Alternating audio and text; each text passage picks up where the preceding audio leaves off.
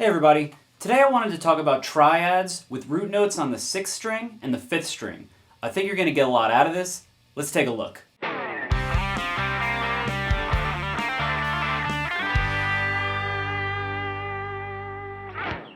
Let's take a look at some major and minor triads with root notes on the 6th and 5th strings. And the reason we're going to start to do this and build triads up and down the neck is because we want to start finding different chord voicings on different places in the guitar.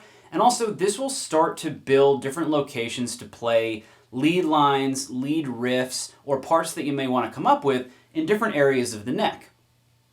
So let's find a C major triad. We're going to look for a C, an E, and a G. And that's going to be the 1st, the 3rd, and the 5th from the C major scale, C major chord, C major triad.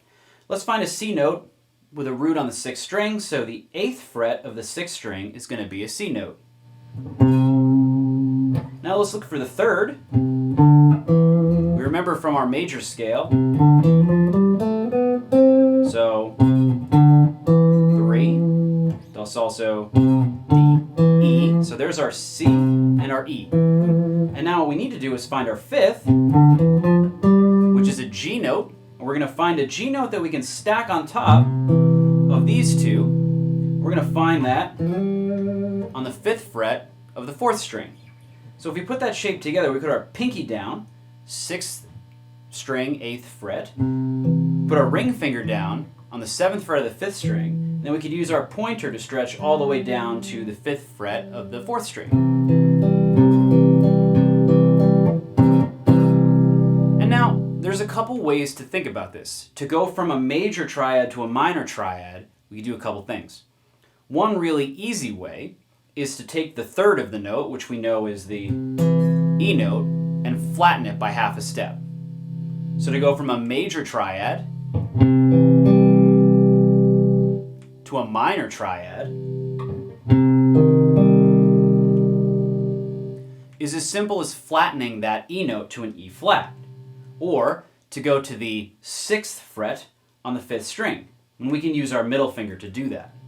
Major, minor.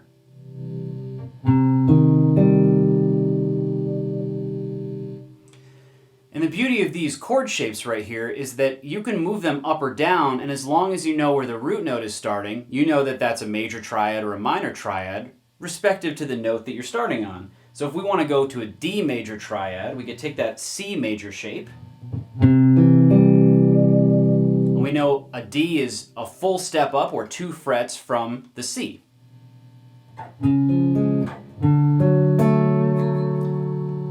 Two half steps or 1 full step puts us at a D major triad.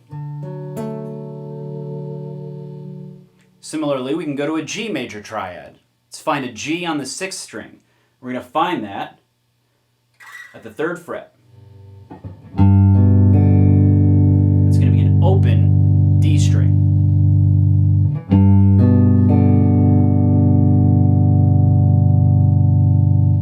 If we wanted to do a G minor triad, we could just lower the 3rd half step. And now that's a G minor triad. So I want to show you now that that's the same exact chord shapes. Just bring that down a string, and now you have access to all different chords with a root note on the 5th string. That's an E major triad now, with an E note being the 7th fret of the 5th string.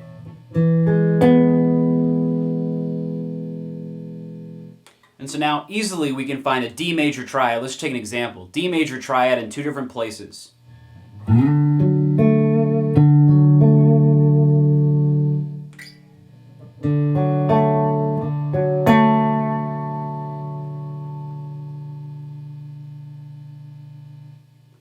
Now let's use the same idea to find D minor triad in 2 places, or a D minor chord in 2 places.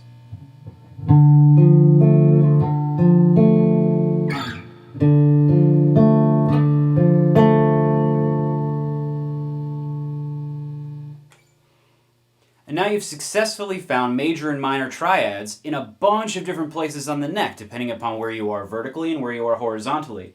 So if you wanted to play a chord progression that went, let's say, A, D, E in major,